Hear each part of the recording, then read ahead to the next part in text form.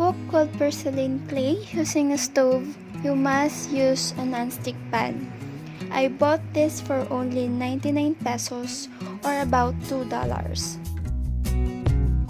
You will need a measuring cup, tablespoon, and a scissors.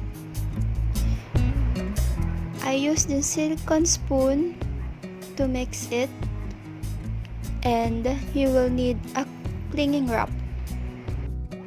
This is the main ingredients.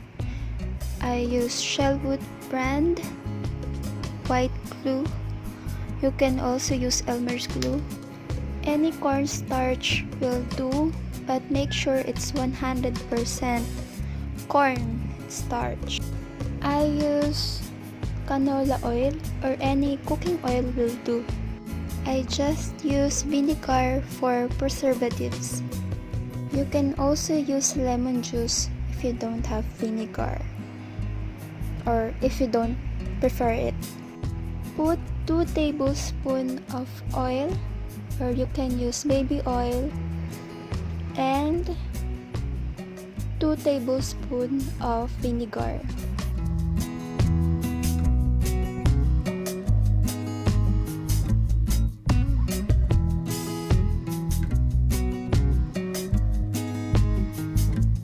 I'll pour the white glue and 1 cup cornstarch.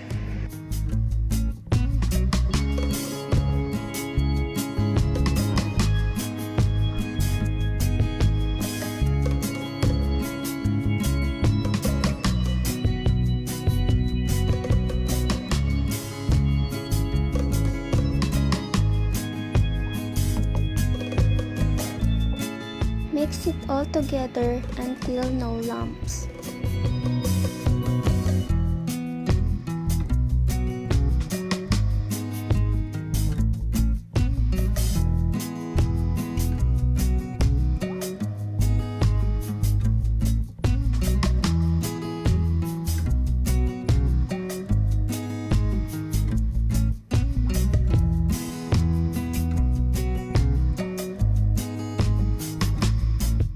Turn the stove to the lowest heat as possible.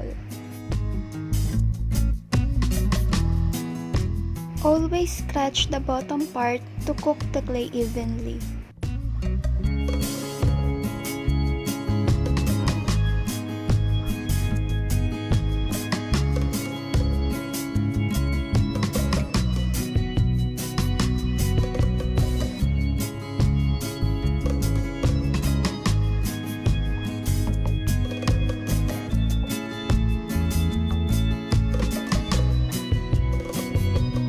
Don't stop mixing it until it forms into a ball.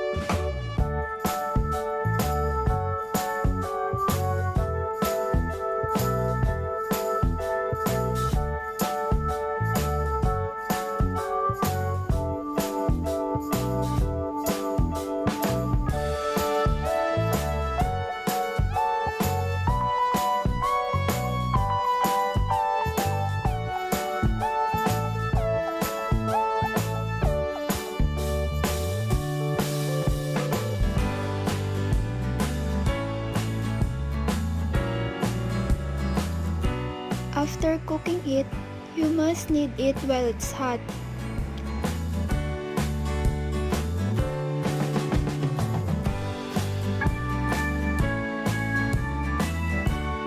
Just be very careful. I use Nivea cream while kneading it. Knead the clay for about 15 to 20 minutes.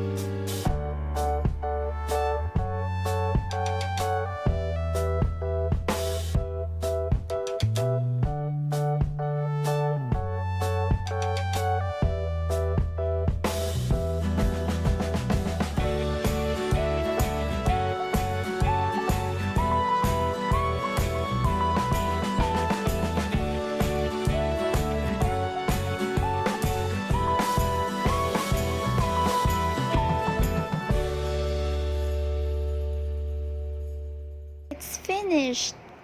I will make a durability test using this clay. I also making a video on what's best paint or dye to use in Cold Porcelain clay. So please subscribe and like for more videos.